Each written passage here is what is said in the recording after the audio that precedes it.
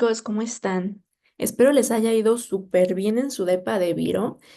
Y el día de hoy vamos a estar viendo antivirales. Eso es bueno porque ustedes ya son unos expertos en virus y como ustedes ya saben, toda la parte de fisiopatología, estructura y demás.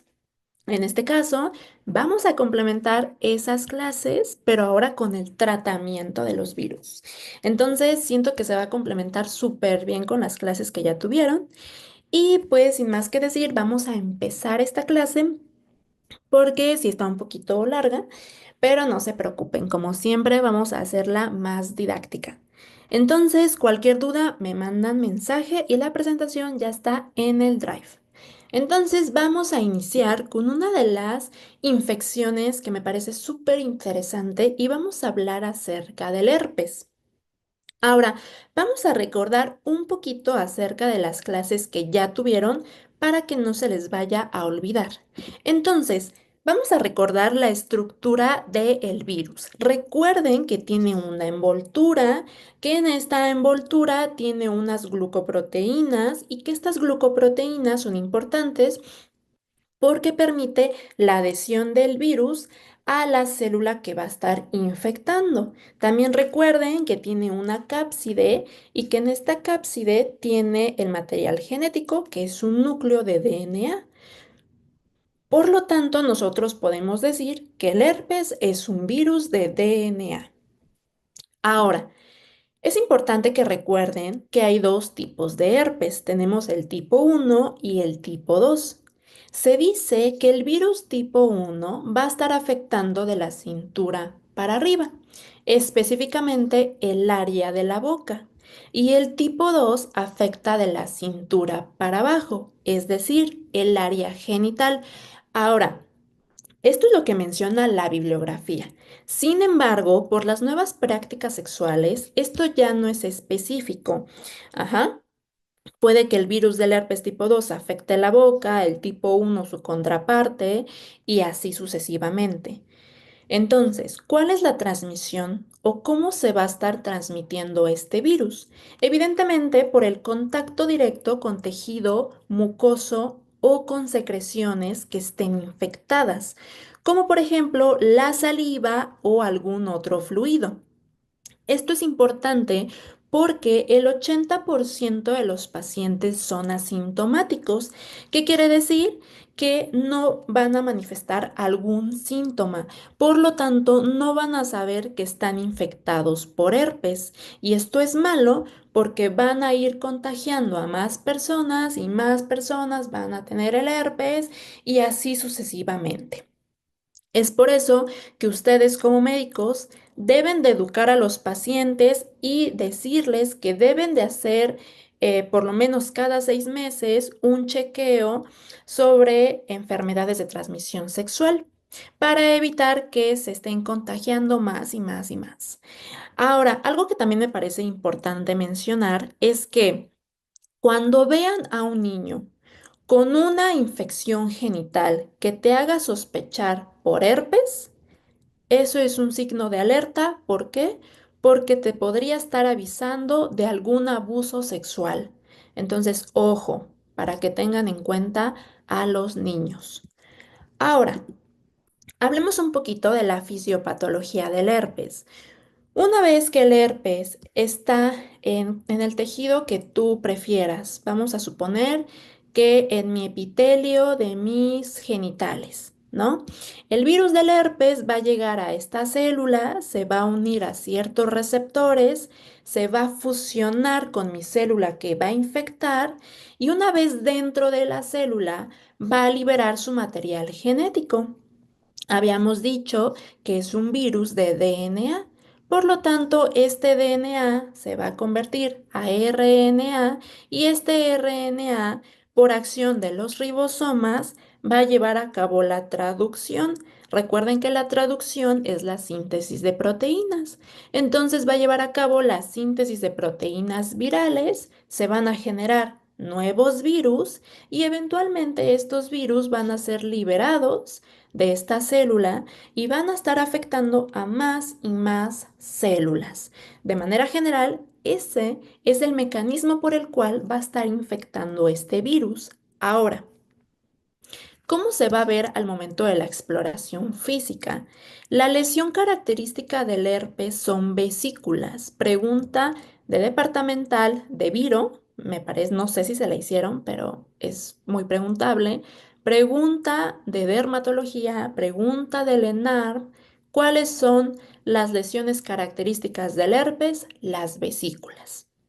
Y aquí vemos, por ejemplo, en la parte cerca del labio inferior vemos un grupo de muchas vesículas. Aquí tenemos la parte genital, aquí vemos una que otra vesícula y en el dedo.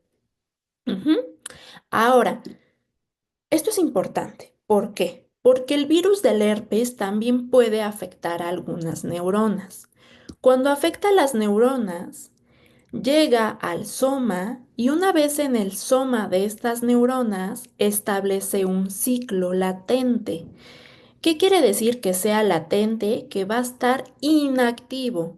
Una vez que establezca el ciclo latente, el virus del herpes no va a causar manifestaciones porque va a estar latente. Ahora, ¿qué ganglios va a estar afectando? Sobre todo el sacro y también el ganglio trigémino. Por lo tanto, se dice que este virus se instala de por vida. Una vez que tienes la infección del herpes, lo vas a tener toda tu vida. Sin embargo, este puede estar latente. Ahora, ¿se puede reactivar? Sí. Y tú me dirás, ¿cómo se puede reactivar? Bueno, depende de algunos desencadenantes, como por ejemplo, se ha visto que el estrés puede reactivar el virus y también algunas otras inmunodeficiencias. Ahora, ¿cómo va a llegar el paciente a tu consulta? Hablemos un poquito más del herpes labial.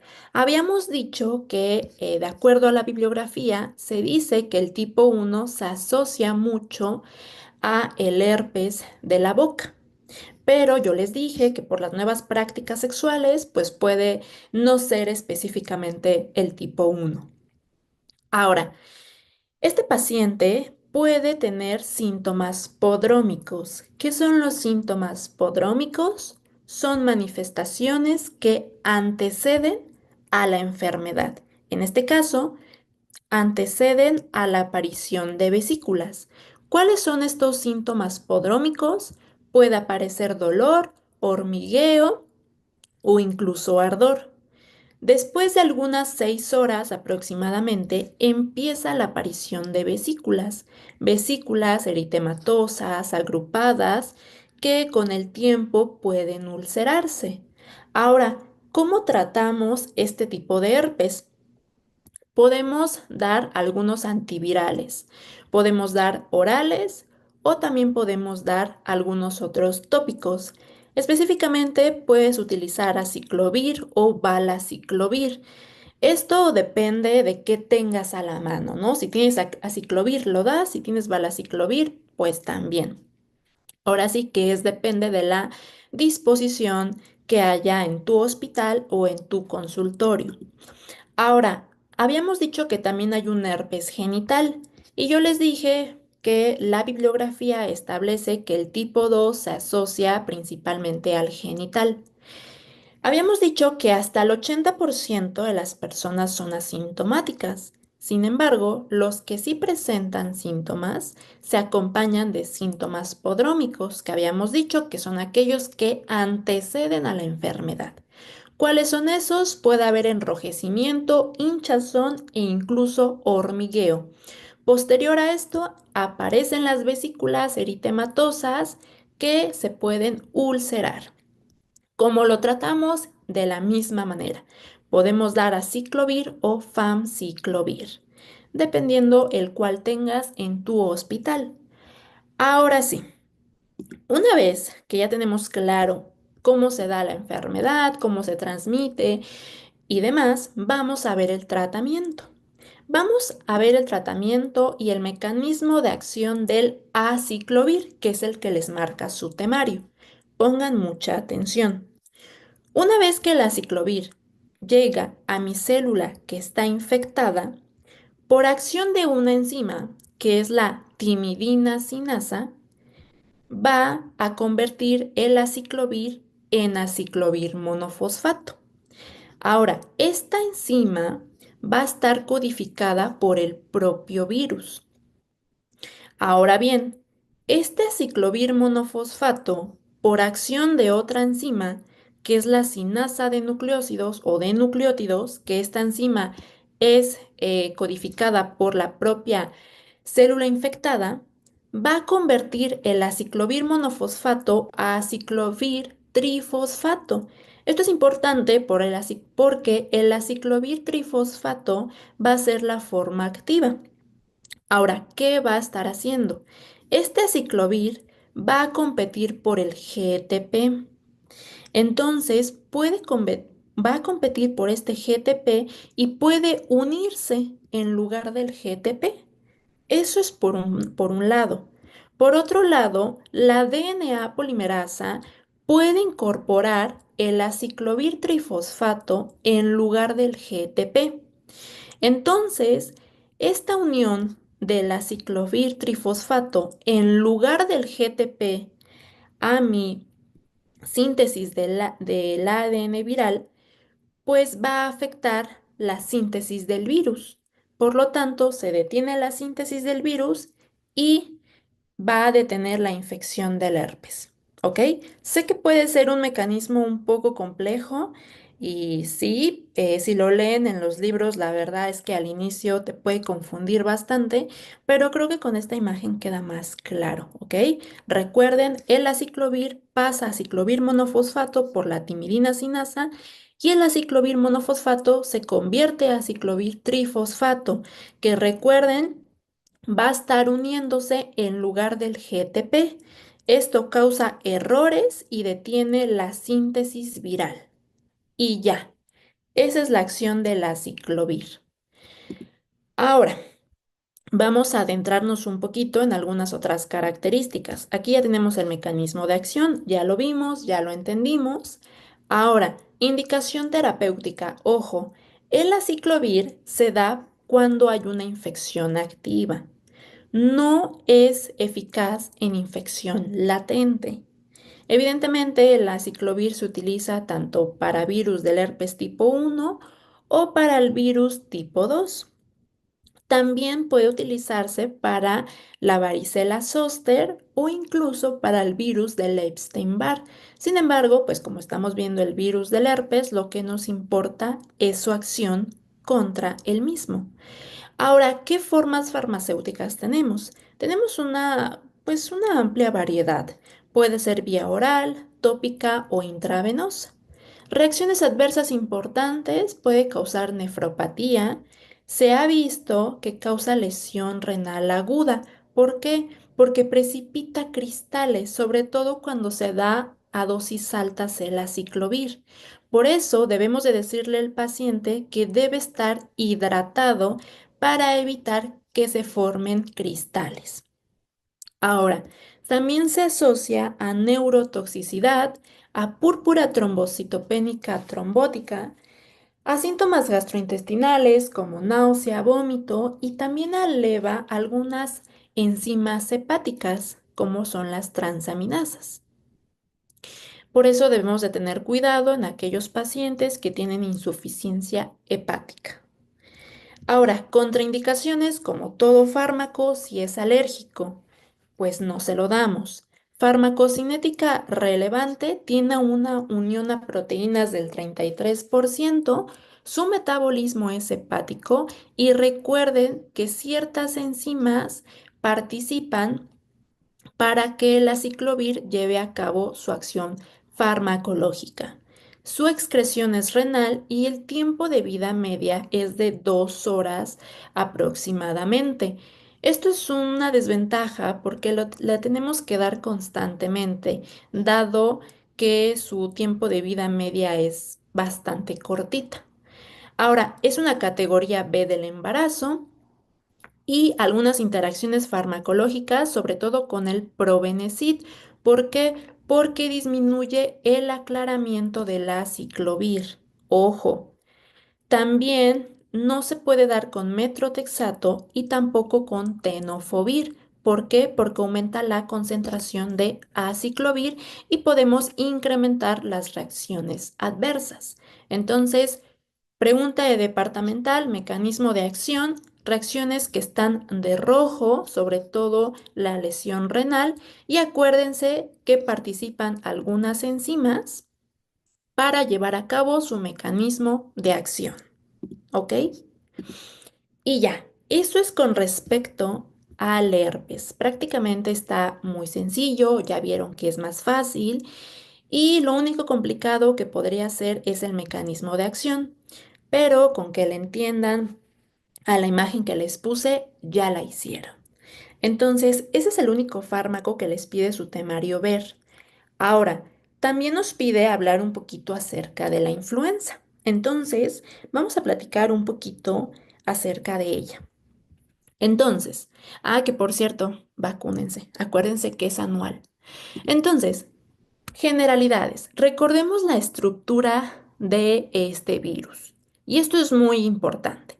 Recuerden que tiene a la famosa hemaglutinina y que la hemaglutinina favorece la adhesión y la fusión del virus y que también tiene a la neuroaminidasa y que esta neuroaminidasa facilita la liberación de los viriones para que infecte a más células.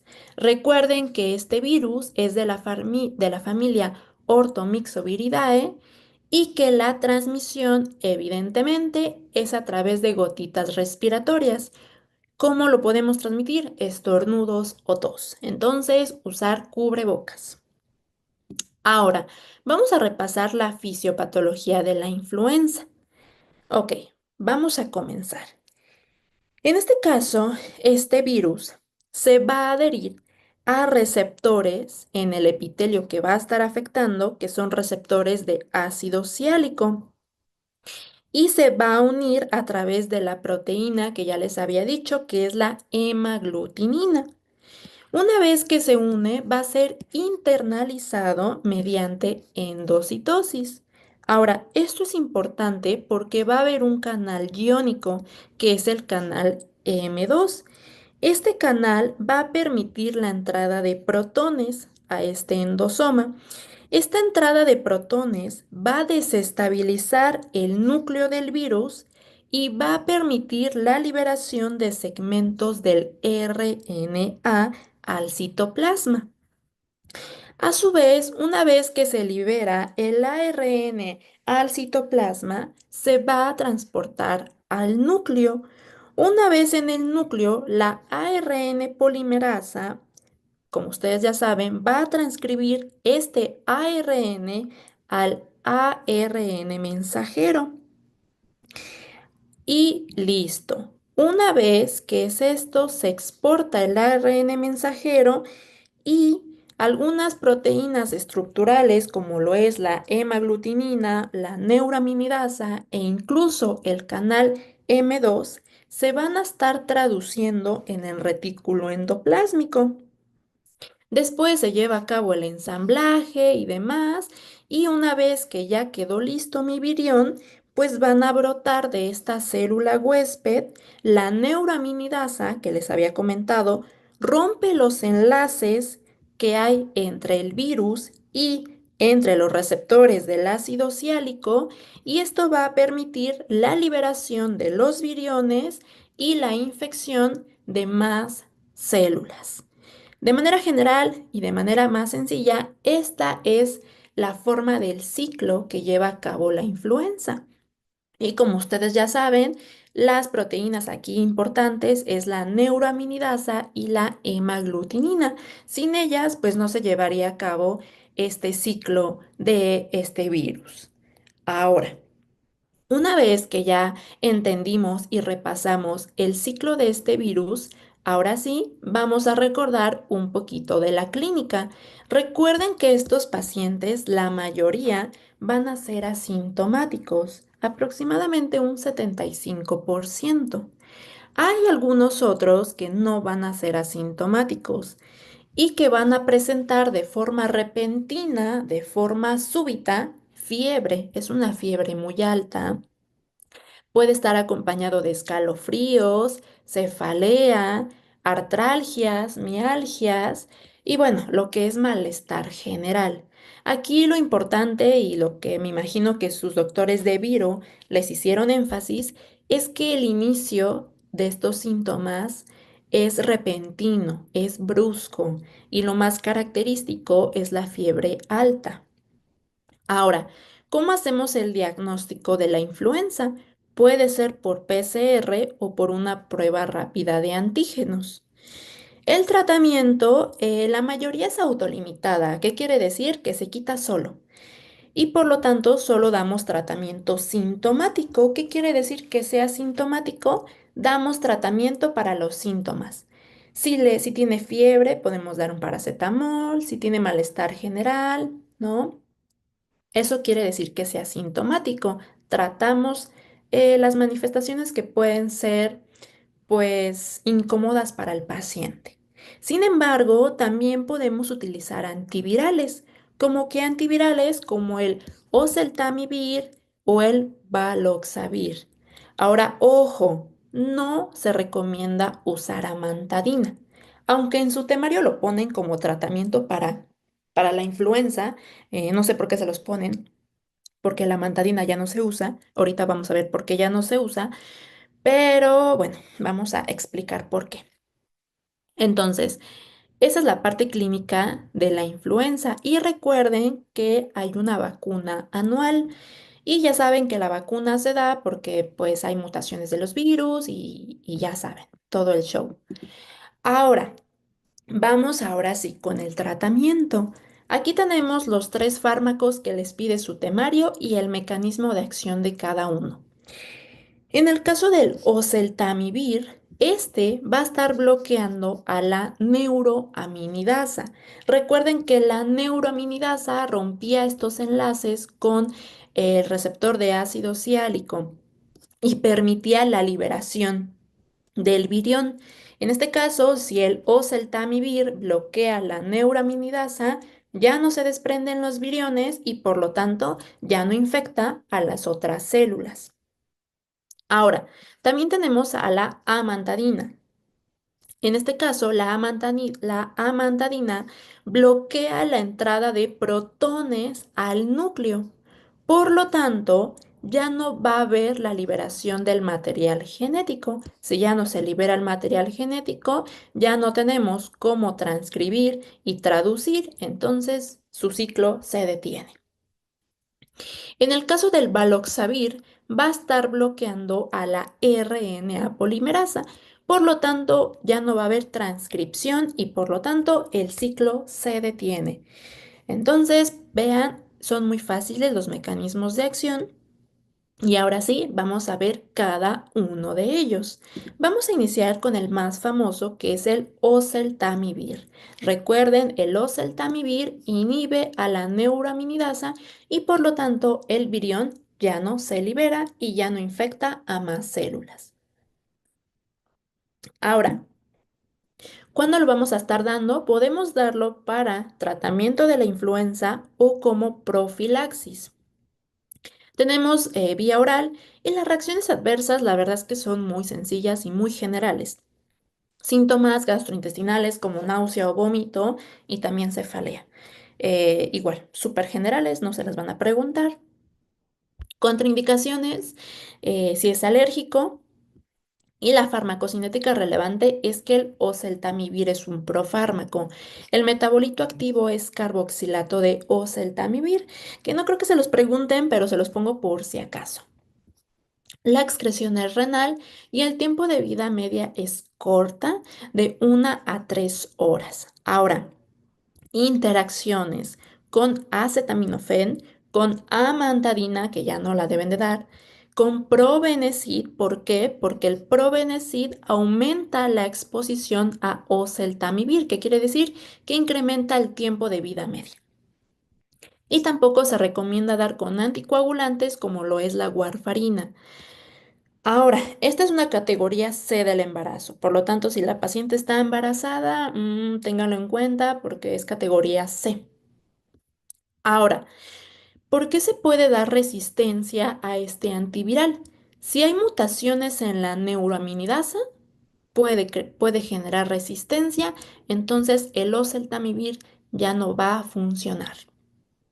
Ahora, un dato extra que es importante mencionar es que se recomienda utilizar el oseltamivir dentro de los 2 días posteriores. ¿Esto para qué? Para que sea más eficaz y reduzca la duración de la enfermedad y alivie todas estas síntomas que pueden incomodar al paciente. Ujú. Entonces, cosas preguntables, mecanismo de acción y interacciones con Probenecid y que es un profármaco, ¿ok? Ahora, vamos con el Baloxavir. Recuerden que el Baloxavir va a estar bloqueando a la RNA polimerasa y por lo tanto ya no hay replicación. En este caso se utiliza para tratamiento de la influenza, no como profilaxis. Se recomienda utilizarlo dentro de las 48 horas posteriores a el inicio de los síntomas. Tenemos vía oral. Reacciones adversas siguen siendo muy generales. Síntomas gastrointestinales, cefalea, puede haber bronquitis y alguna que otra reacción dermatológica leve. Contraindicaciones si es alérgico. La farmacocinética relevante es que también es un profármaco, es una categoría C del embarazo, al igual que oseltamivir, y no se recomienda darlo cuando se vayan a vacunar. ¿Por qué? Porque afecta la eficacia de la vacuna. Hay que esperar un poquito y ya después nos vacunamos. Y también se ha visto que no se debe dar con hierro porque disminuye las concentraciones. Ahora, ¿por qué podemos desarrollar resistencia a Baloxavir cuando hay mutaciones de la endonucleasa? No les comenté, pero la endonucleasa es parte de la RNA polimerasa. ¿Va? Ahora, vamos con el último, que les digo, ya no se da, pero es la amantadina. Recuerden que yo les dije que la amantadina se une al canal M2. Cuando se une, bloquea la entrada de protones y como ya no entran protones al endosoma, ya no se libera el material genético. Ahora, ya no se da. ¿Por qué no se da? Porque todas las cepas son resistentes. Entonces, ¿para qué lo damos? Causamos reacciones adversas y ni siquiera va a funcionar. Por eso ya no se da. Ujú. Yo creo que en su temario se los pusieron efectivamente para que ustedes sepan que ya no se da. Entonces, reacciones adversas, sobre todo son neurológicas, puede causar ataxia e incluso ansiedad. Algunas otras reacciones generales como náusea y vómito, y también se ha descrito que hay pacientes que presentan edema periférico, que son pocos. Contraindicaciones si es alérgico, farmacocinética no es relevante, no se las van a preguntar. Interacciones que sí pueden ser preguntables con alcohol o con algunos otros anticolinérgicos. ¿Por qué? Porque potencian el efecto en el sistema nervioso central. ¿Cuándo se puede desarrollar resistencia? Que ya hay resistencia. Cuando hay mutación del canal iónico. Y este también es una categoría C del embarazo. Entonces, ¿qué quiero que se lleven para su vida y para el departamental? Que la mantadina ya no se da. ¿Por qué ya no se da? Porque ya hay resistencia. ¿Ok? Permítanme tantito. Mm, ok, listo. Entonces, vean, son bien fáciles los antivirales de la influenza. ¿Ok? Entonces, ya que vimos estos 3 antivirales que les pide su temario y que ya les recuerden, todo lo que está de rojito es lo preguntable. Ahora sí, vamos a pasar con el virus que nos torturó durante años y que todavía nos sigue torturando y que es el SARS-CoV-2, el famoso COVID. ¿Ok? Y en este también son unos expertos, pero vamos a retomar unas cositas. ¿Ok? Entonces, de manera general, ustedes ya recuerdan la estructura del COVID. Recuerden que también tiene una envoltura y que en esta envoltura tiene unas proteínas que son muy importantes para su fisiopatología. Recuerden que tiene una proteína que es la proteína Spike y que esta proteína Spike facilita la entrada a la célula que va a infectar porque se adhiere a un receptor, que es el receptor AC2, que ahorita lo vamos a ver. También tiene algunas otras proteínas como la proteína E.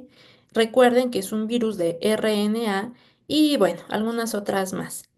Ahora, recuerden que el SARS-CoV-2 es un coronavirus de RNA de cadena corta, envuelto, no segmentado y de segmentos positivos, que ustedes ya lo saben y ya lo vieron en sus clases de viro.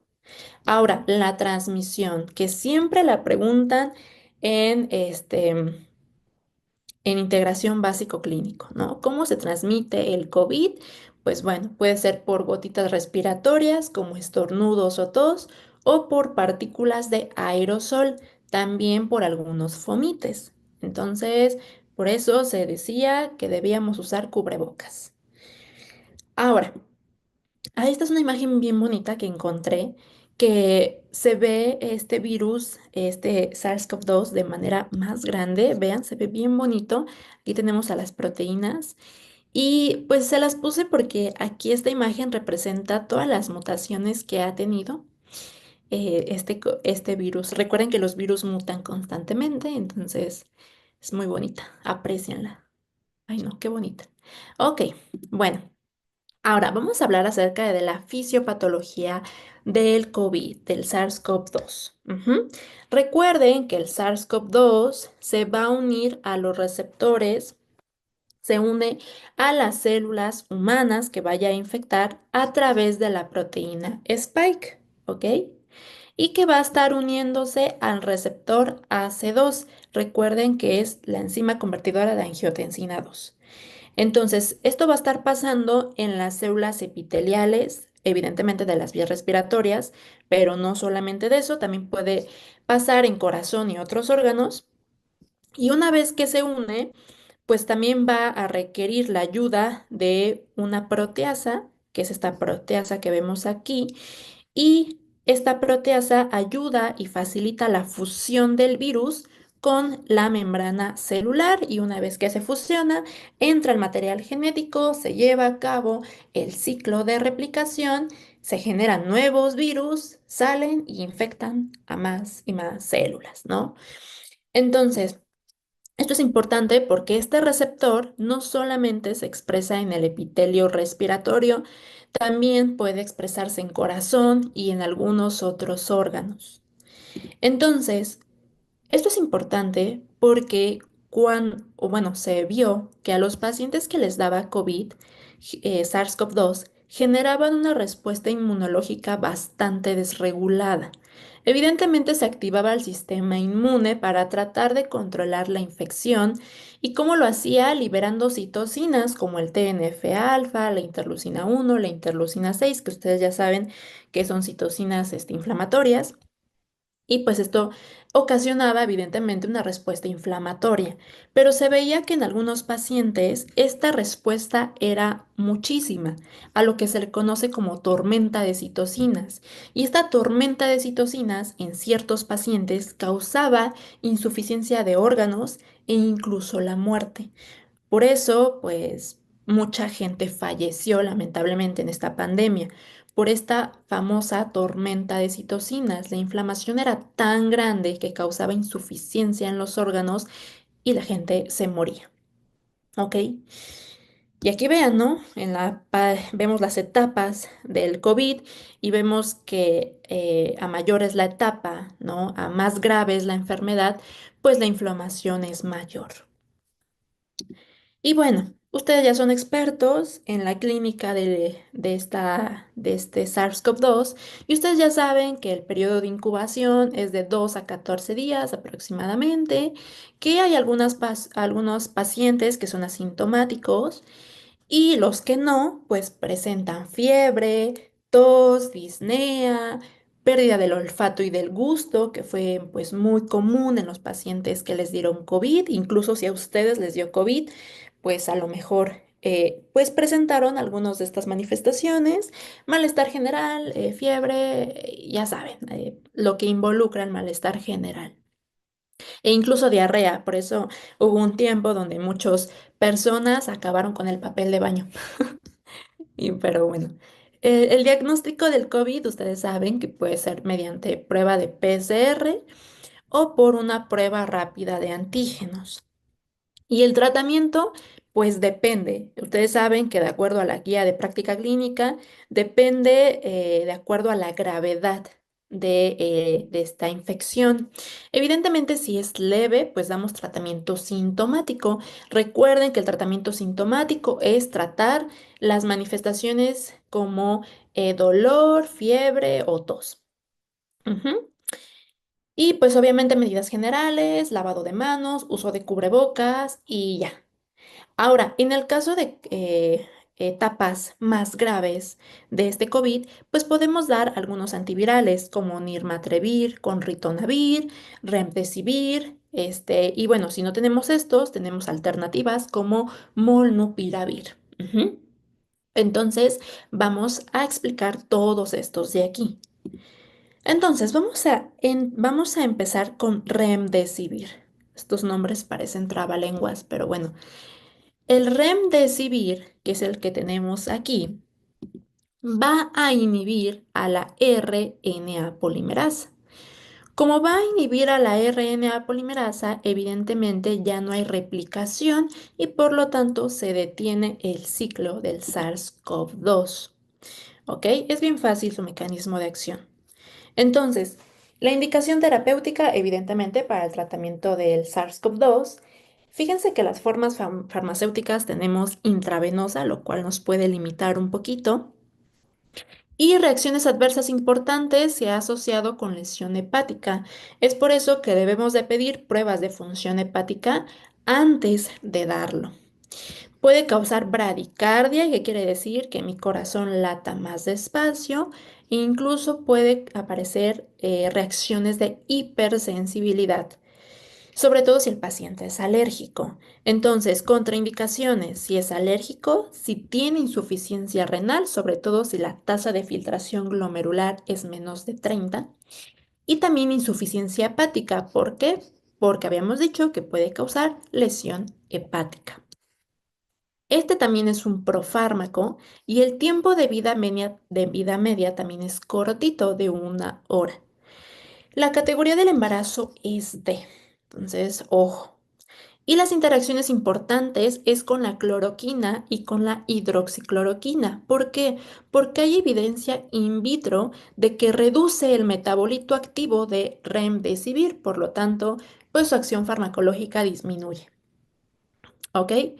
Eso es con respecto a Remdesivir. Recuerden, inhibe a la polimerasa de RNA y por lo tanto el ciclo del SARS-CoV-2 se detiene.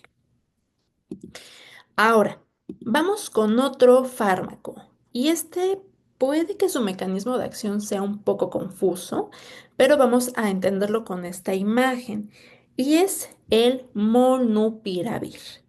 En este caso, el molnupiravir, una vez que llega a la célula infectada, se va a convertir a su forma activa. La forma activa es el trifosfato de molnupiravir. Una vez que está en su forma activa, se va a incorporar al ARN viral por acción de la ARNA polimerasa. ¿Ok? ¿Por qué? Porque este trifosfato de molnupiravir va a competir por algunos nucleótidos, como por ejemplo la citosina o la guanina. Entonces, una vez que es incorporada al ARN por acción de la ARNA polimerasa, esto va a generar mutaciones, que esto se le conoce como catástrofe de errores. Y evidentemente al generar mutaciones, pues hace que se detenga la replicación del SARS-CoV-2 y por lo tanto se detiene pues la infección a otras células. Ujú. Vean que el mecanismo de acción se parece a la ciclovir. Igual, pasa lo mismo, se convierte a trifosfato de molnupiravir y se incorpora al ARN y por lo tanto genera mutaciones, ya no es viable y se detiene la replicación.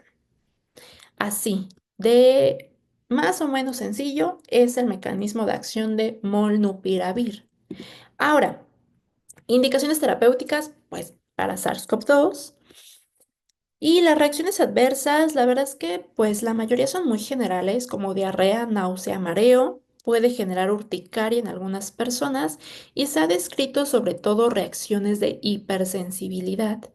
Las contraindicaciones si es alérgico, sobre todo el embarazo, porque es una categoría D. Y ojo, se ha visto que en niños, adolescentes menores de 18 años afecta el crecimiento óseo y cartilaginoso. Ténganlo en cuenta si hay algún paciente que sea menor de 18 años porque puede afectar su crecimiento óseo. Farmacocinética relevante, la verdad es que ninguna, si acaso el tiempo de vida media, que es de aproximadamente 3 horas y que es categoría D, ¿no? Por eso contraindicado en embarazo. Y de ahí en fuera, nada más es preguntable. Solamente contraindicaciones y el mecanismo de acción. Ahora, vamos a pasar con otro antiviral que es el nirmatrelvir. El nirmatrelvir es un inhibidor de la proteasa. Esta proteasa que vemos aquí, la Mpro. Resulta que el SARS-CoV-2 va a sintetizar algunas poliproteínas, ¿ok? Que deben ser procesadas en las proteínas funcionales mediante esta proteasa, que es la Mpro. Entonces, nirmatrelvir se va a unir a esta proteasa de forma covalente, por lo tanto, bloquea la acción enzimática y ya no se lleva a cabo el convertir estas proteínas funcionales. Por lo tanto, el ciclo del SARS-CoV-2 se detiene.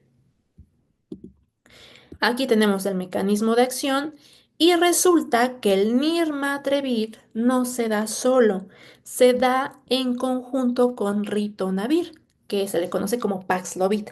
Así lo pueden encontrar en las farmacias. Entonces, ¿por qué lo damos junto y por qué no lo damos solo? Resulta que el ritonavir inhibe el metabolismo de nirmatrelvir. Por lo tanto, si inhibe su metabolismo, hay más nirmatrelvir en mi sistema y por lo tanto su acción es más eficaz. Recuerden que el nirmatrelvir inhibe a la proteasa y esto detiene la replicación. Ahora, reacciones adversas importantes es que eleva la presión arterial. Ojo en pacientes hipertensos. También eleva enzimas hepáticas. Ojo en pacientes que tengan lesión renal. Puede causar diarrea. Se ha visto que algunos pacientes llegan a tener síncope y, al igual que otros fármacos, reacciones de hipersensibilidad. Contraindicaciones si es alérgico. Farmacocinética relevante es que se metaboliza por el CYP3A4 y su excreción es renal, principalmente del nirmatrelvir, y es fecal en el caso del ritonavir. Ahora, interacciones importantes. No se recomienda darlo con fármacos que se metabolicen por el CYP3A4. ¿Por qué? Porque el nirmatrelvir se metaboliza por esta enzima y pues podemos afectar su metabolismo. ¿Ok? Y ya, como qué fármacos son metabolizados, como benzodiazepinas o como algunos otros bloqueadores de canales de calcio. Y así de fácil acabamos con SARS-CoV-2. Vean, prácticamente puede resultar tal vez un poquito difícil, pero teniendo en cuenta los mecanismos de acción, es un poquito más fácil entender reacciones adversas, contraindicaciones y demás. Recuerden, no se aprendan todo, solamente lo que está de rojito y lo que está de naranja, que es lo preguntable. Ok, Ya casi acabamos, se los prometo. Falta hepatitis y VIH. Entonces, vamos a hablar acerca de la hepatitis, que es otra de las infecciones virales que me parece súper interesante. Entonces, ustedes saben que tenemos muchos tipos de hepatitis, la A, la B, la C, la D y la E, cada una de ellas con sus características, con su forma de transmisión, con sus manifestaciones clínicas, si hay vacuna o no hay vacuna. Y esto no voy a entrar cada uno de ellos a detalle porque no es el objetivo de esta clase, pero les pongo este cuadrito porque resume de manera general todo lo que vieron en sus clases de virología. En este caso, su temario nos pide enfocarnos al virus de hepatitis, principalmente el tipo C. Ajá, y es el que estaremos viendo en esta clase. Entonces, en este caso, vamos a recordar la estructura de la hepatitis tipo C. Recuerden, tiene una envoltura y en esta envoltura tiene glicoproteínas. Como que glicoproteínas como la E1 o la E2, que pues esta va a interaccionar con los receptores de las células que va a estar infectando, que pues suelen ser los hepatocitos. Tiene material genético de RNA, por eso es un virus de RNA en sentido positivo. Es de la familia Flaviviridae y la transmisión varía. Puede ser parenteral, ya sea por drogas intravenosas o por transfusión sanguínea. Sin embargo, es muy raro que actualmente se dé por transfusión, dado que está muy supervisado el hecho de pasar sangre a una persona. Esto se daba más antiguamente, casi no se da, pero bueno, ténganlo en cuenta. También puede ser transmitido de forma sexual y también de forma perinatal, que quiere decir al momento del parto, si la mamá está infectada por virus de hepatitis C, puede pasárselo al niño a través del parto. Ahora, ¿cómo se da esta replicación? ¿Cómo va a estar afectando a las células este virus de hepatitis C? Ahora, este virus va a entrar a la célula hepática. Se va a unir con algunos receptores, varía, puede ser por Claudina 1 o por el receptor CD81. Y una vez que se une el virus de la hepatitis C con estos receptores, pues va a causar la fusión y la endocitosis del virus. Esto va a causar evidentemente que entre a la célula que está infectando y una vez dentro va a liberar su material genético, que es el ARN. Una vez que se libera el ARN del virus al citoplasma de la célula que está infectando, luego se va a estar traduciendo. Y una vez que se traduce, va a formar lo que es una poliproteína. ¿Esta poliproteína qué es? Es una cadena que es muy larga de puros aminoácidos y que va a contener a todas las proteínas necesarias para la formación de nuevas proteínas y partículas virales. Ahora, si hacemos un zoom de esta poliproteína, lo veríamos de esta forma, que está chulada de imagen, bien bonita. Entonces, en este caso, la poliproteína, habíamos dicho, va a incluir tanto proteínas estructurales que forman la envoltura del virus, tanto proteínas no estructurales, que son todas estas que vemos aquí, que estas son fundamentales para replicar el virus. Ahora, tenemos a la E1 y a la E2. Principalmente esta E1 y E2 permiten que el virus se una a las células hepáticas y las infecte. Estas son proteínas de la envoltura nuclear que les había dicho que estaban aquí. Ahora, yo les dije que también tenemos proteínas no estructurales, que son todas estas que vemos.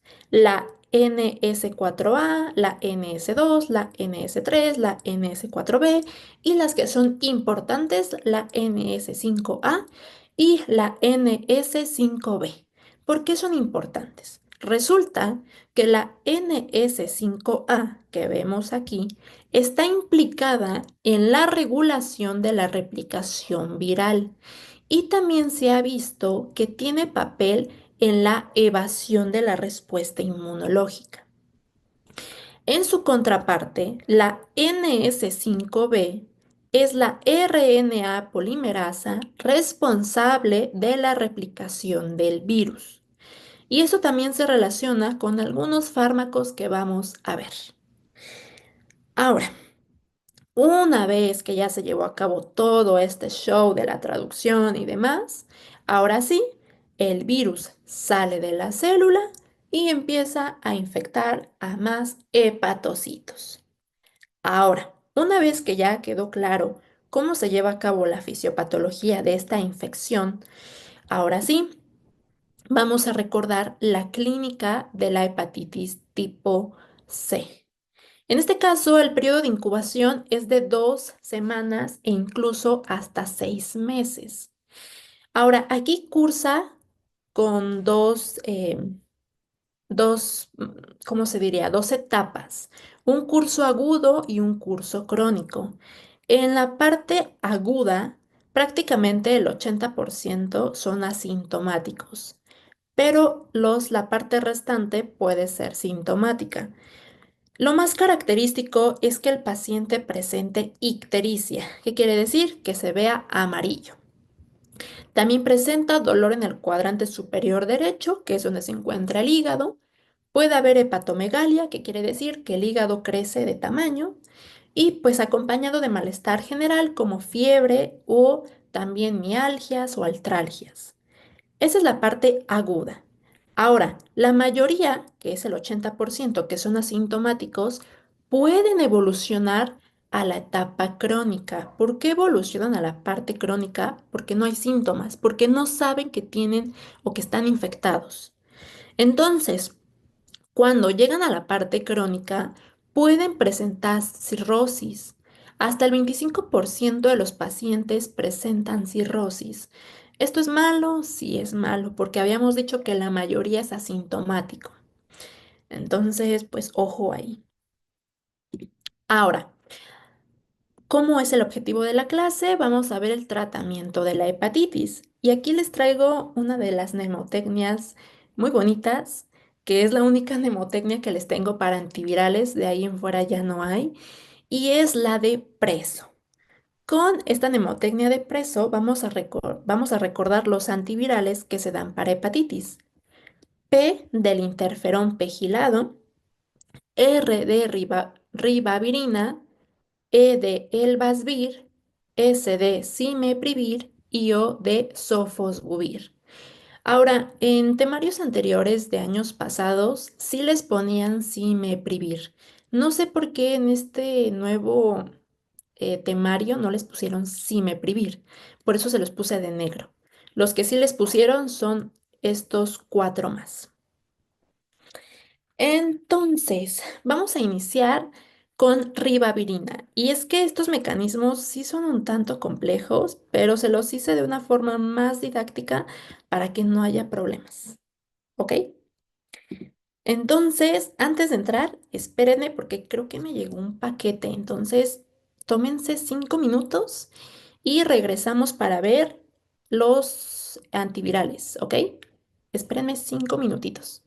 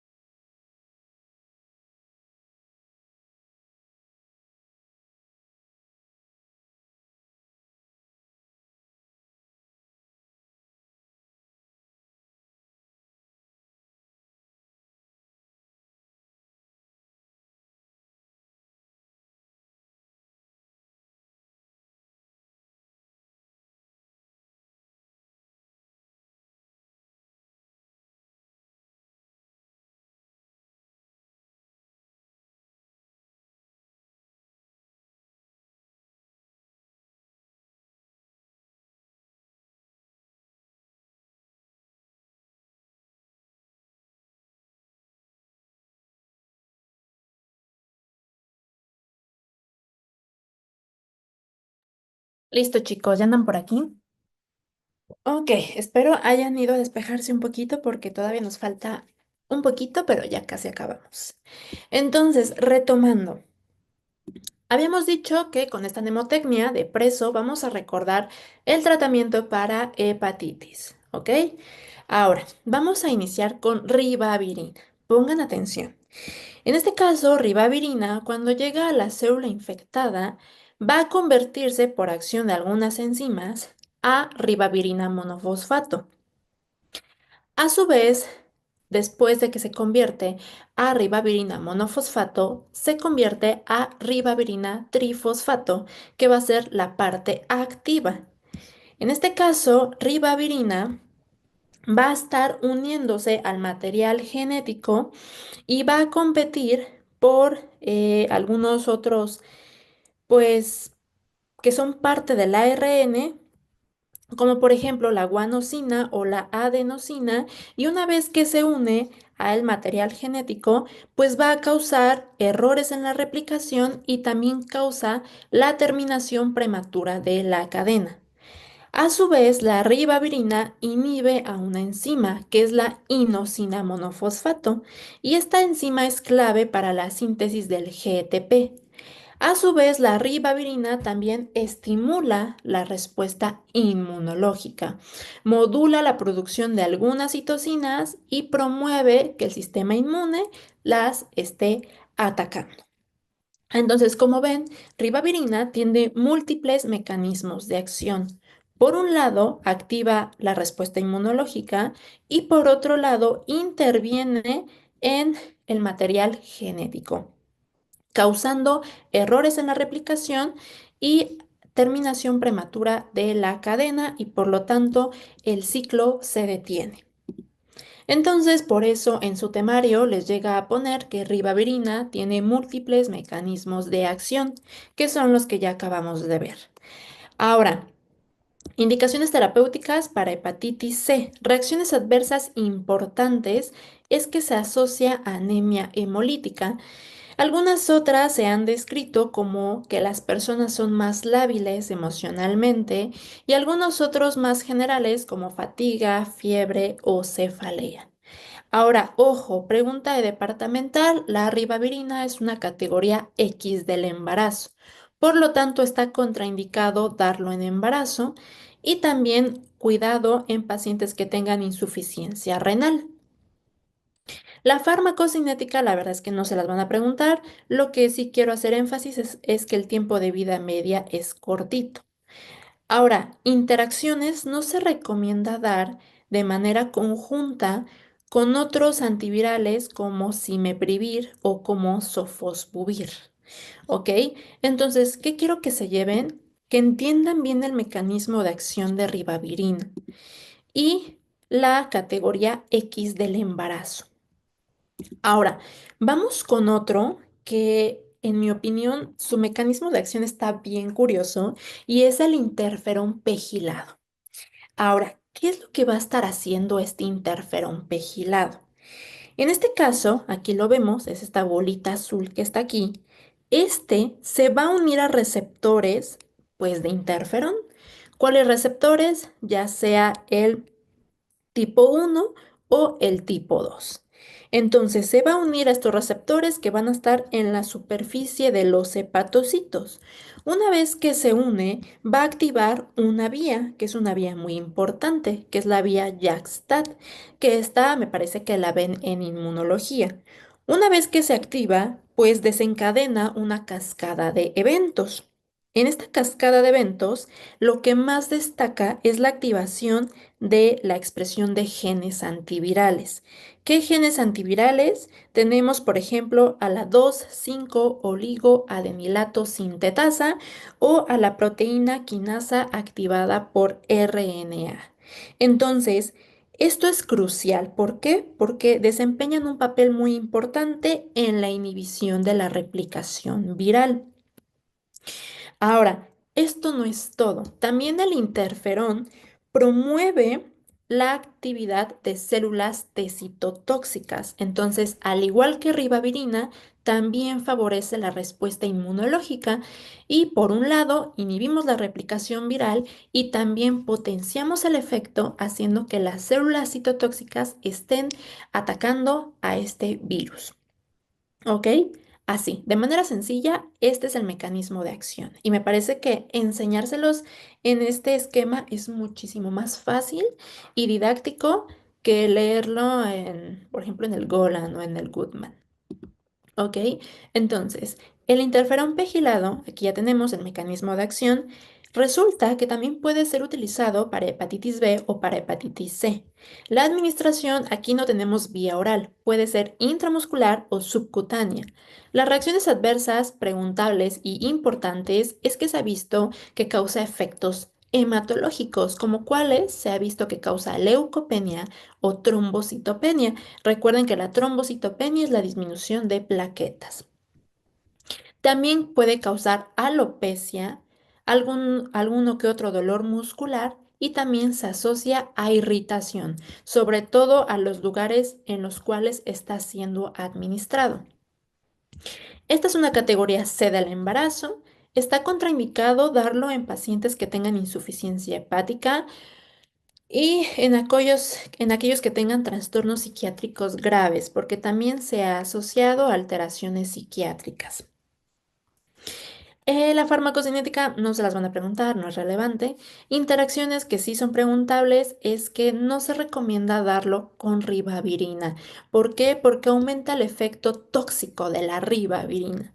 Entonces, no lo den de manera conjunta. También se ha visto que si se da con sidobudina no es muy bueno que digamos. Entonces, cosas preguntables de este fármaco, mecanismo de acción.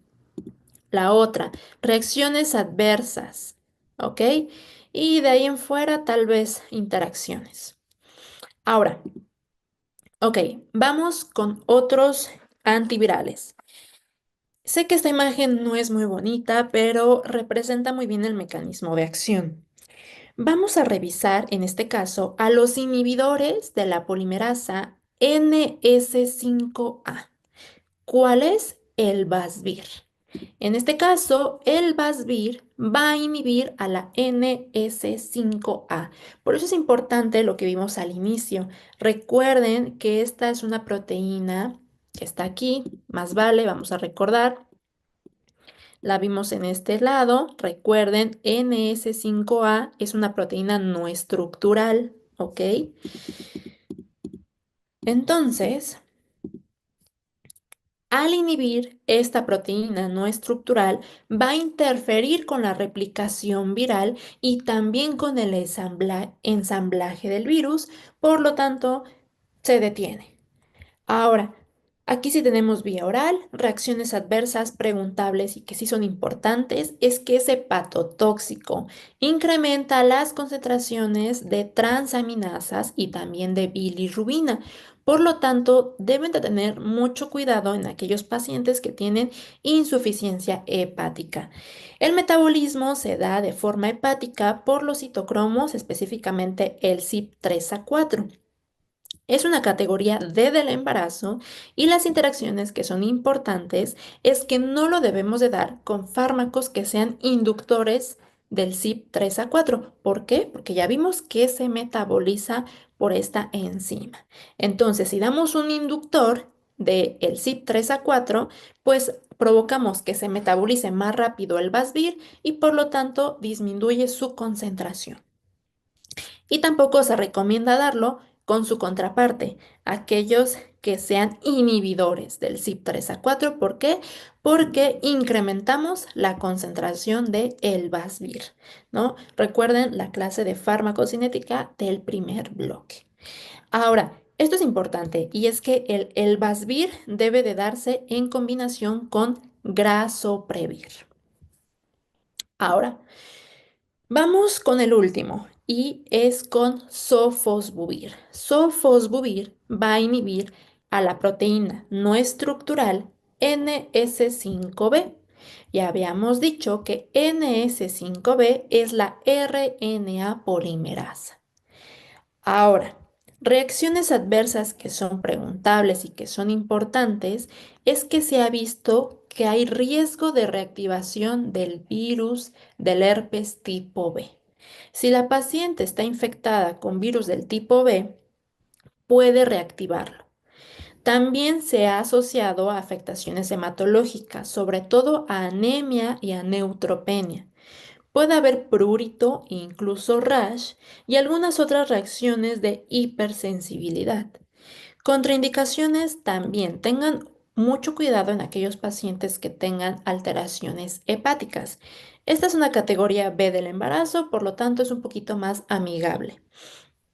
El sofosbuvir es un profármaco y las interacciones importantes es que no lo debemos dar de manera conjunta con rifampicina, con ribavirina o con el interferón. Se recomienda darlo con algunos otros antivirales como Ledispavir o Belspavir, que no es el objetivo de esta clase, pero un datito extra, ¿ok? Para que impresionen a sus doctores. Ok, ya casi acabamos. Entonces, vean. Está un poquito más sencillo, ya acabamos la infección por el virus de hepatitis C, ¿ok? Y ahora vamos con el último tema que les pide su temario, que es el VIH. Es un tema súper importante y más importante ver los antivirales. Entonces vamos a comenzar. En este caso, el virus del VIH quiero que se queden con unas que otras cositas. Recuerden que en su estructura, en su envoltura, hay unas proteínas muy importantes. En este caso tenemos a la GP120 y a la GP41, que ahorita vamos a ver, pues, qué tienen de relevancia. ¿Ok? Tenemos algunas otras como la proteasa, la transcriptasa inversa, la integrasa, que son muy importantes y son muy relevantes al momento de que se lleve a cabo su ciclo vital. Ahora, es de la parte de la familia Retroviridae y aquí tenemos dos tipos, el tipo uno y el tipo 2. El que más prevalece en todo el mundo es el tipo uno. El tipo 2 se ha visto que pues tiene un gran incremento, pero en África. Ujú. La transmisión pues es sexual, también puede ser parenteral, que quiere decir a través del uso de agujas o también puede ser vertical. Vertical quiere decir, ya lo habíamos mencionado, que si la madre está infectada con VIH y va a parir, pues bueno, puede contagiar al bebé a través del parto. Eso quiere decir que sea vertical o perinatal. Ahora sí, vamos a recordar la fisiopatología del VIH. Entonces, habíamos dicho que este virus de inmunodeficiencia humana es un retrovirus, ¿ok? Que va a estar afectando al sistema inmunológico, específicamente a las células CD4, ¿ok? Ajá, va a estar infectando a las células CD4, que habíamos dicho que estos linfocitos pues son esenciales para coordinar la respuesta inmunológica. Entonces, va a estar entrando el virus a estos linfocitos CD4. El VIH se va a unir a las células TCD4 mediante la interacción de la glucoproteína GP120 junto con el receptor del CD4 y con los correceptores como es el CCR5 o el CXCR4. Una vez unido, la glucoproteína GP41 va a intervenir en la fusión y va a facilitar la entrada a la célula huésped. Una vez que entró, va a haber una enzima que es la transcriptasa inversa. Resulta que esta transcriptasa inversa va a convertir el ARN viral en ADN. Este ADN se va a transportar al núcleo de la célula, donde por parte de otra enzima, que va a ser la integrasa, va a incorporar este ADN a la célula huésped, ¿ok? Y se dice que va a formar un provirus. Posteriormente, el ADN integrado se va a transcribir. Ahora sí, se va a transcribir y va a producir proteínas virales. Después se va a ensamblar y va a formar una nueva partícula viral que eventualmente va a brotar de la célula, ¿ok? En este caso, para que sea liberada y para que se convierta en un virus maduro, va a intervenir otra enzima que es la proteasa. Y después de esto se va a liberar mi virus ya maduro, listo para infectar más linfocitos CD4. Y así es como el VIH causa los problemas. Ujú. Ahora, dado que infecta los linfocitos TCD4, pues evidentemente causa un descenso de estos linfocitos con el tiempo.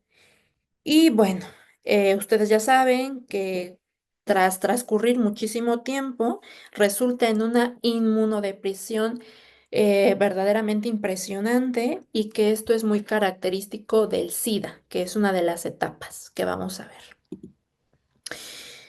Entonces, aquí. Ya les había dicho que el virus de inmunodeficiencia humana, como afecta a los linfocitos TCD4, pues causa un descenso de estos linfocitos, ¿ok? Y esto genera una inmunodepresión severa. Y aquí vemos que esto ya lo vieron más a detalle en sus clases de virología. Ahora sí, en la parte de la clínica, el periodo de incubación es aproximadamente de 2 a 4 semanas. Posterior a eso, contamos con diferentes etapas. La primera es una infección aguda o también conocida como síndrome retroviral agudo. En este caso aparecen manifestaciones súper generales, como si fuera una fiebre común, que obviamente no te haría sospechar de que estás infectado por VIH, como cuáles fiebre, cansancio, mialgias, artralgias y linfadenopatía. Entonces, vean, son características muy comunes, muy generales, que no nos haría sospechar de que estamos infectados por VIH. Después pasamos a un periodo de latencia, que quiere decir que permanece latente este virus. Entonces, en este periodo de latencia pueden aparecer infecciones oportunistas, como cuáles, como cándida, sobre todo oral, tricomona o incluso molusco contagioso. Después de este periodo de latencia, aparece el famoso SIDA. El SIDA es cuando tenemos niveles de CD4 menor de 200. Evidente, estamos teniendo una inmunosupresión bastante severa y aquí aparecen infecciones oportunistas características del SIDA, como Girovechi, Toxoplasma o Mycobacterium avium. Ujú. Y bueno, de manera muy general, esta es la clínica del VIH. Ahora sí, vamos a hablar acerca de los antirretrovirales, que son muy, muy importantes. Aquí ya explicamos la fisiopatología. Ahora, contamos con antivirales que van a inhibir los correceptores como CCR5 o CXCR4. También contamos con algunos otros que van a inhibir la fusión y la entrada de mi virus. Por lo tanto, ya no va a entrar a mi célula huésped y todo esto ya no se lleva a cabo. Ahora, tenemos otros que van a estar interviniendo en la transcriptasa inversa. Por lo tanto, ya no se convierte a DNA y todo esto tampoco pasa. Ahora, también contamos con fármacos que inhiben a la integrasa. Recuerden que la integrasa une al DNA con el DNA del huésped, ¿ok? Y si nos vamos un poquito más lejos, también tenemos fármacos que inhiben a la proteasa. Recuerden que la proteasa es la encargada de convertir a mi virus a un virus maduro para que se libere y pueda infectar a más células, ¿ok? Entonces, vamos a ver cada uno de ellos. Entonces, súper rápido, quiero que, pues, un dato extra acerca del tratamiento antirretroviral. Y es que hay diferentes regímenes. En este caso, pues, podemos utilizar diferentes combinaciones para una persona que está infectada con VIH. En este caso, podemos dar inhibidores de la transcriptasa inversa de nucleósidos 2 más un inhibidor de la transcriptasa inversa no nucleósidos, ¿ok? Y así tenemos diferentes. que más adelante ustedes pueden revisarlo, no se los van a preguntar, pero yo quería dárselos como un dato extra. Ujú.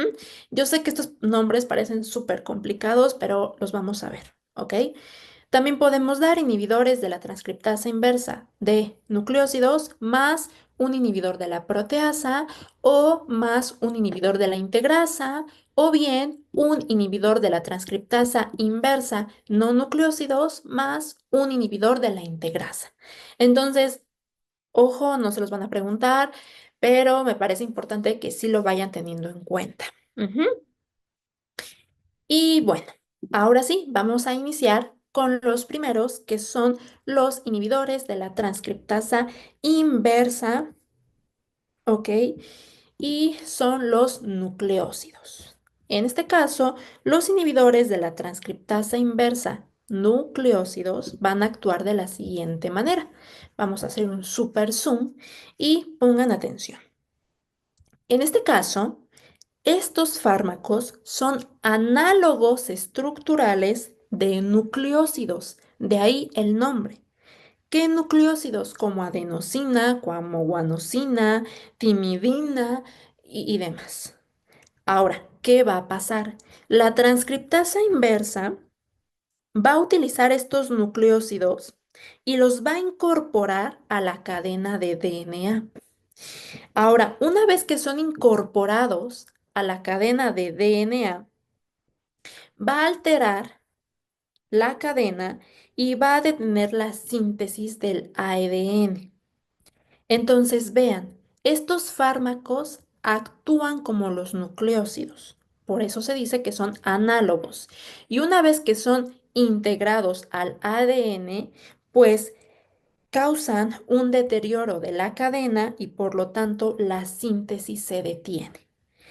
Ese es el mecanismo de acción. Por eso se dice que son inhibidores de la transcriptasa inversa de nucleósidos, porque son análogos de los nucleósidos. ¿Ok? En este caso tenemos dos. Vamos a empezar con abacavir. Abacavir, las reacciones adversas que son importantes es que se ha visto que causa hepatomegalia. También puede incrementar los niveles de los triacilgliceroles y también causa acidosis láctica, pregunta departamental. A su vez, también se acompaña de otros síntomas generales como cefalea, fatiga, náusea y vómito. Y algo que es muy importante y relevante de todos los antirretrovirales es que están asociados al síndrome de reconstitución inmune. ¿Qué es eso? Prácticamente es una reacción inflamatoria exagerada, que se llega a dar en estos pacientes. ¿Y por qué se da esto? Porque el sistema inmune empieza a tomar fuerza, se empieza a recuperar y puede responder de forma desproporcionada a ciertas infecciones o algunos antígenos que estaban presentes, pero que no habían provocado pues alguna respuesta significativa. ¿Ok?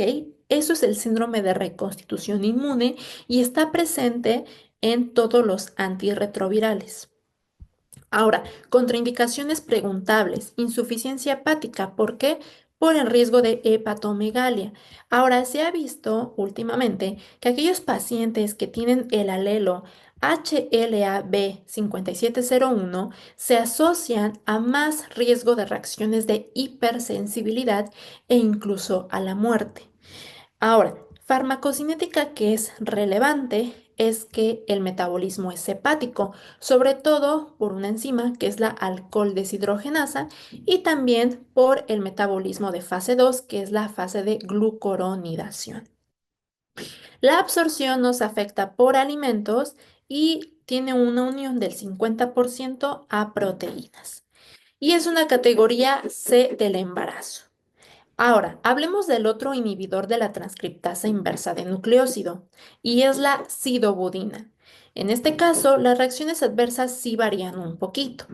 Aquí se incorporan reacciones adversas hematológicas como neutropenia y anemia. También se asocia a miopatía y a miositis, pero esto aparece sobre todo a largo plazo. También se asocia a la lipodistrofia, ¿Qué es eso? Es la pérdida de grasa subcutánea. Y como ya les había dicho, también puede haber el síndrome de reconstitución inmune. Contraindicaciones si el paciente ya tiene alteraciones hematológicas. ¿Por qué? Porque puede empeorar. El metabolismo principalmente es por glucuronidación y es una categoría C del embarazo. ¿Ok? Esos son los únicos dos que les pone su temario. Recuerden, inhibidores de la transcriptasa inversa de nucleósidos. ¿Por qué? Porque son análogos de nucleósidos, como ya lo vimos. Ahora, no se confundan, porque ahora vamos a ver a los inhibidores de la transcriptasa inversa no nucleósidos, no nucleósidos. Y en este caso, ¿cómo va a ser su mecanismo de acción? Al ser no nucleósidos, no se van a incorporar al ADN viral. En este caso, se van a unir directamente al sitio catalítico de la transcriptasa inversa. Genera un cambio conformacional en la enzima, bloquea su capacidad para transcribir el ARN al ADN y por lo tanto se detiene el ciclo de replicación. Esa es la función de los inhibidores de la transcriptasa inversa no nucleósidos. Ojo porque puede ser pregunta, más bien va a ser pregunta, se los puedo apostar, y puede llegar a ser muy confundible. ¿Ok?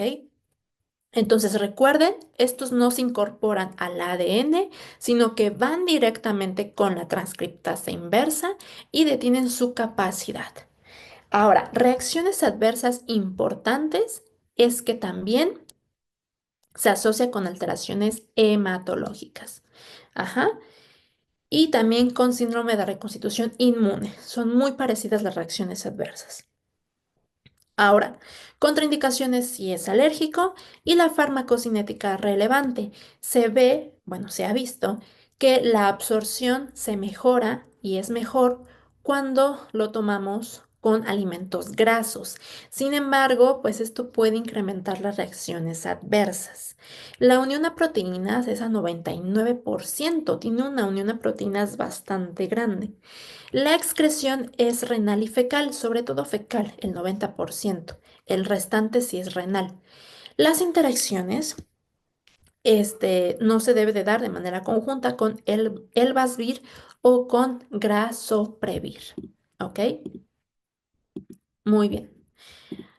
Ok, vamos con otro inhibidor de la transcriptasa inversa no nucleósido y en este caso es de la virdina. Mismo mecanismo de acción y aquí las interacciones adversas sí cambian. Causa hepatomegalia, puede elevar enzimas hepáticas, por lo que se recomienda estarlas midiendo constantemente. Puede causar leucopenia, alguna que otra erupción y como les he dicho, se asocian al síndrome de reconstitución inmune. Es una categoría C del embarazo y pues bueno, debemos de tener cuidado en aquellos pacientes que tienen insuficiencia hepática por el riesgo de elevación de enzimas. Aquí la farmacocinética sí podría ser preguntable. Se dice que los alimentos que sobre todo que son antiácidos, como por ejemplo algunos fármacos que son antiácidos o que en este caso el pH gástrico esté muy elevado, pues disminuye la absorción. Tiene una unión a proteínas del 98% y su metabolismo es hepático, sobre todo por citocromos como el CYP3A4 o el CYP2D6. Ahora, esto es un poquito contradictorio porque la delabardina es un inhibidor del CYP3A4, por lo tanto, incluso la delabardina puede inhibir su propio metabolismo, que eso es un poquito raro y no se recomienda dar con aquellos fármacos que se metabolicen por el CYP3A4, como por ejemplo la benzodiazepina, porque habíamos dicho que también actúa como un inhibidor. Ahora, vamos con otros que son los inhibidores de la transcriptasa inversa de nucleótidos, ¿ok? Ya vimos de nucleósidos, no nucleósidos y ahora vamos con los nucleótidos. En este caso, el mecanismo de acción es muy similar. Ahora, ¿qué va a estar pasando?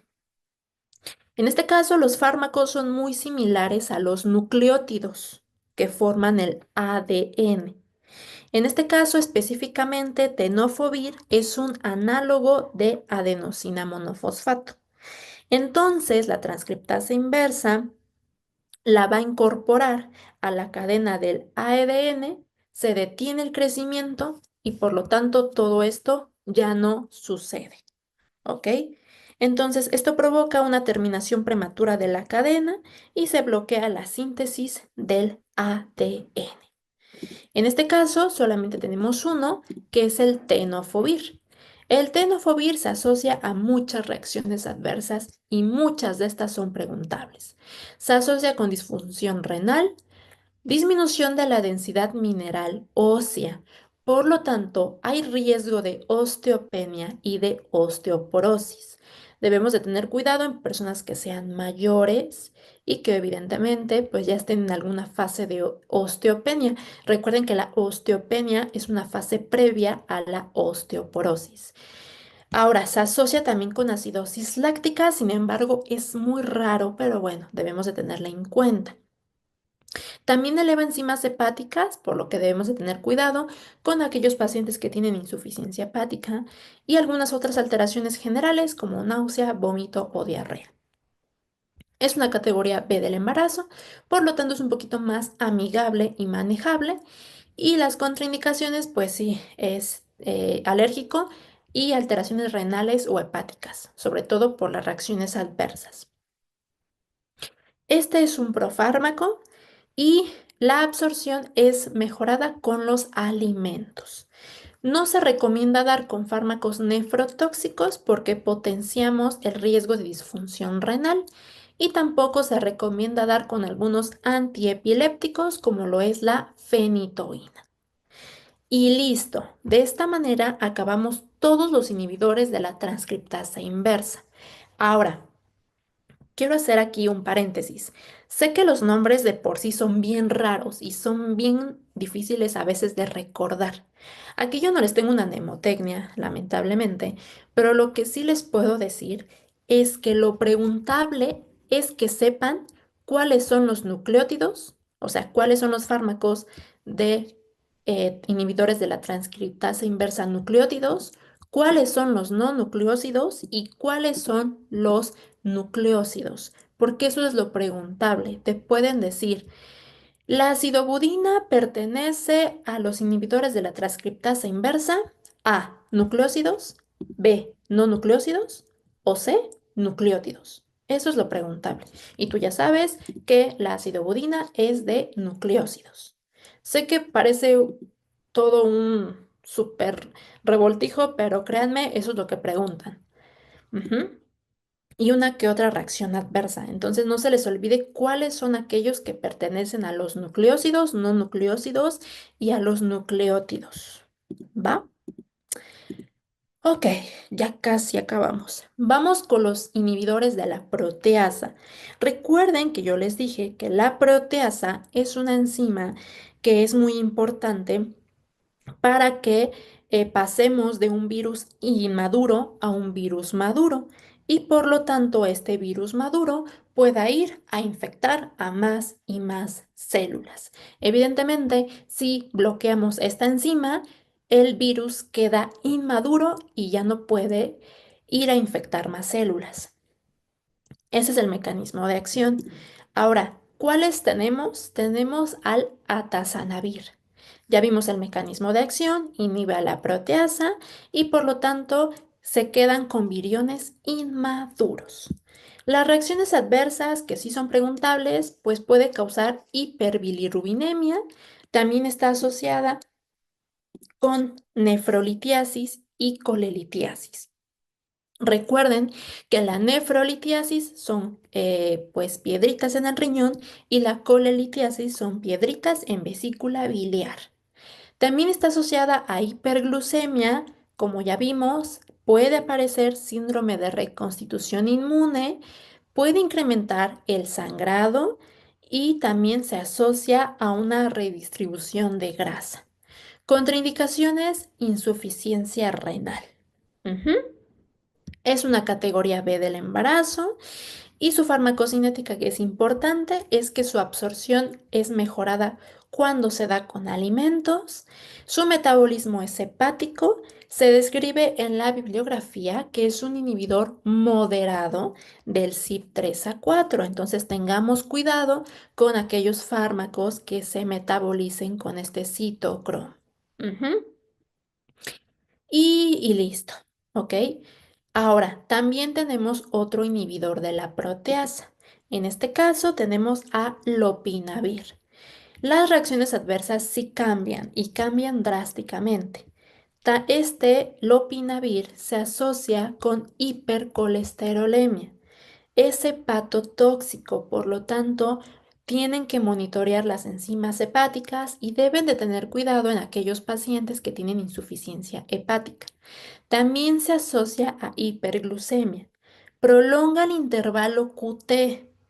También se asocia a la redistribución de grasa y también, como ya lo habíamos mencionado, puede aparecer el síndrome de reconstitución inmune.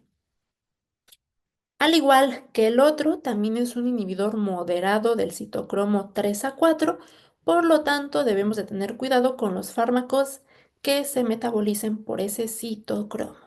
Al igual que el otro, también es una categoría B del embarazo. Ya casi acabamos, se los prometo. Ok, vamos con otro grupo de antivirales y son aquellos que van a inhibir la fusión y la entrada del virus. Por lo tanto, si ya no entra, pues no pasa nada del ciclo vital y por lo tanto la infección se detiene o al menos disminuye. Ok, vamos a revisar el primero, que es la enfuvirtida. En este caso, la enfuvirtida va a ser lo siguiente. Va a actuar específicamente sobre la proteína transmembrana GP41. Acuérdense que esta glucoproteína GP41 es importantísima para la fusión del virus con la célula del huésped. Por lo tanto, si inhibimos esta GP41, ya no va a estar presente la fusión de mi virus y por lo tanto ya no va a entrar a mi linfocito TCD4. ¿Ok?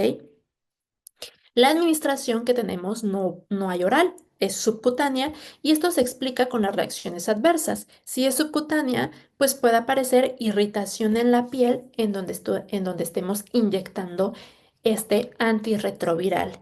Y al igual que los demás, también puede aparecer síndrome de reconstitución inmune. Contraindicaciones si es alérgico, es una categoría B del embarazo y el metabolismo es por citocromos como el 3A4 y también por algunas otras enzimas.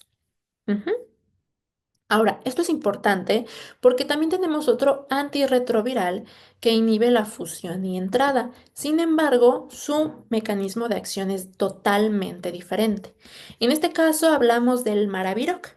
El Maraviroc, su mecanismo de acción se basa en inhibir a CCR5. Recuerden que es un correceptor, ajá, y que al ser un antagonista al bloquear este correceptor, pues evita la entrada del virus, evita la interacción con la glucoproteína GP120 y por lo tanto impedimos la replicación viral. Aquí sí tenemos vía oral. Por lo tanto, las reacciones adversas son diferentes. Puede haber tos, se ha descrito últimamente que está asociada a infecciones del tracto respiratorio, sobre todo el superior. También se asocia a hepatotoxicidad, como algunos otros que ya vimos. También se asocia con hipotensión ortostática y con síndrome de reconstitución inmune. Por lo tanto, esto explica las contraindicaciones. Debemos de tener cuidado en pacientes que tengan alteraciones hepáticas o que tengan insuficiencia renal. Su metabolismo es por citocromo y es una categoría B del embarazo. Ahora, vamos con otro grupo de antivirales. Ya casi acabamos. Y son aquellos inhibidores de la integrasa. En este caso, yo les había dicho que la integrasa facilita la inserción del material genético viral al ADN del huésped. ¿Ok? Si bloqueamos esta enzima, Nosotros hacemos que ya no haya esta integración del ADN a las células humanas y por lo tanto impedimos la replicación del virus. ¿Ok? Ahora, ¿cuáles antirretrovirales tenemos? Tenemos al Bictegravir. Bictegravir, ya vimos el mecanismo de acción, tenemos vía, bueno, forma farmacéutica oral y las reacciones adversas también es hepatotóxico, puede aparecer erupción y también puede aparecer el síndrome de reconstitución inmune. Otra vez, debemos de tener cuidado en aquellos pacientes que tengan alteraciones hepáticas y el metabolismo es por citocromos, específicamente el CYP3A4. A su vez, también tenemos al dolutegravir. Mismo mecanismo de acción, mismas reacciones adversas. Lo único que cambia es la farmacocinética. Vean, el metabolismo sí, también es hepático, pero un pequeño porcentaje también es por glucoronidación. Ujú, ¿ok? Y pues la excreción puede ser renal o puede ser fecal, que en su mayoría es fecal, ¿ok? Vean que lo único que cambia entre uno y otro es el metabolismo. Lo demás, mecanismo de acción, reacciones adversas y contraindicaciones, es lo mismo. ¿Qué quiero que no se les olvide? Que se acuerden cuáles son los antirretrovirales que pertenecen a los inhibidores de la integrasa. Bictegravir y dolutegravir. ¿Ok?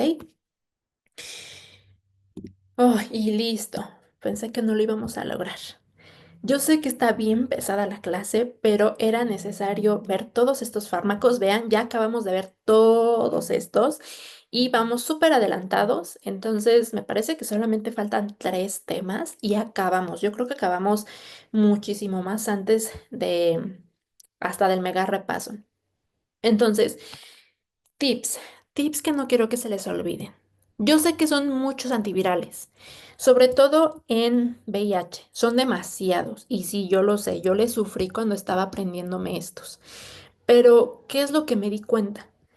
Que en el departamental lo que más preguntan es que tú sepas identificar cuáles son los que pertenecen a los nucleósidos, los no nucleósidos, los nucleótidos, cuáles son aquellos que son inhibidores de la proteasa, cuáles son los que inhiben la fusión y entrada y cuáles son aquellos que inhiben a la integrasa.